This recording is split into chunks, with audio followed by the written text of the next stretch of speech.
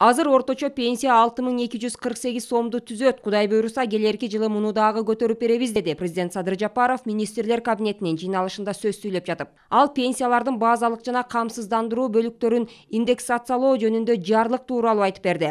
711 миңден ашык пенсионердин жашоосун жакшыртуу боюнча министрлер кабинетинин төрагасынын конкреттүү сунуштары бар. Буйруса, анын баарын ишке ашырабыз, деди президент. Ошондой эле социалдык даректүү колдоо көрсөтүлгөндүгүн 1-октябрдан 50%-га жогорулатылгандыгын билдирди.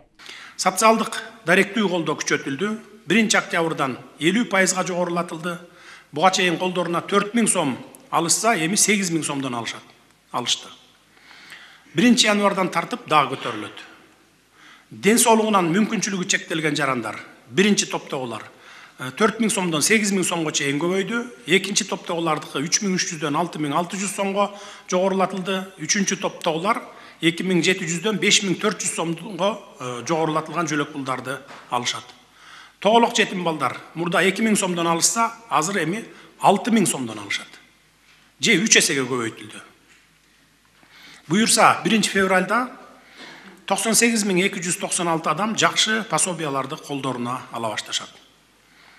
Биз көбүрөөк карапайым элге жардам берели деп жатабыз. Биздин максат өлкөдө жакшы жашаган адамдардын санын көбөйтүү. Жакыр жашаган адамдардын саны жылдан жылга азайып, орто жашаган адамдардын катары көбөйүшү керек.